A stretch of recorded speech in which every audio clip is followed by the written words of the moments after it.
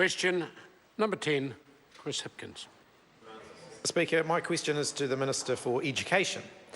Does the government monitor or place any restrictions on the fees charged by private schools? If not, why not? The Honourable Nikki Kay. On behalf of the Minister of Education, no, because it is a choice made by parents. No parent is compelled to send their child to an independent school. I'm proud to be part of a government that backs a diverse range of choices in education for New Zealand parents. Question. Supplementary question, Chris Hipkins. Does she think that private schooling is a realistic option for the parents of kids who are most at risk of not achieving in the school system when some are charging over $20,000 a year in tuition fees? If so, why?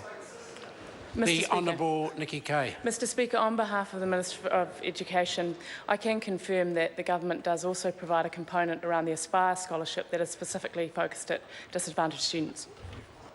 Supplementary question, Chris Hipkins. What proportion of kids attending private school meet the government's criteria indicating that they are most at risk of not achieving in the school system?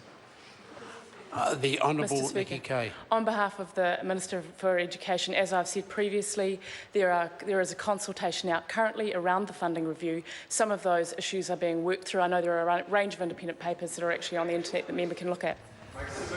Mr Speaker. Well, no, I'll just invite the member to I'll just invite the member to repeat the question. Thank you, Mr Speaker. What proportion of kids attending private school meet the government's criteria indicating that they are most at risk of not achieving in the school system? Speaker, The Honourable Nikki Kay. On behalf of the Minister of Education, I'll answer the question a different way. The whole purpose of the funding review is to work through a range of those issues. I cannot answer that question, in part because there are 26,900 students and some of those considerations are being worked through as part of the funding review. Supplementary question, Mr Speaker.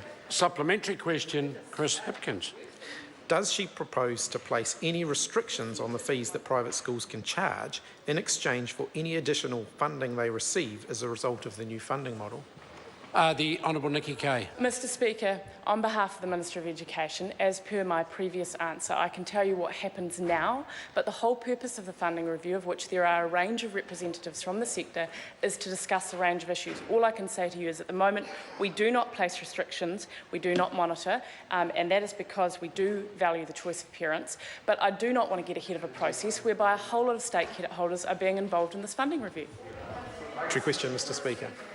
Supplementary question, Chris Hipkins. If she doesn't know how much parents are currently paying, doesn't know how much funding private schools currently get, and doesn't know how many kids at private schools are at risk of not achieving, why is she proposing to give them more money?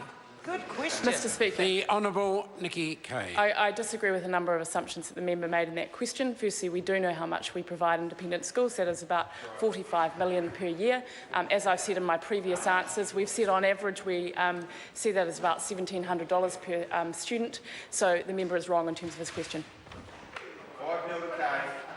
Order. Order, Mr Bridges. Question number 11.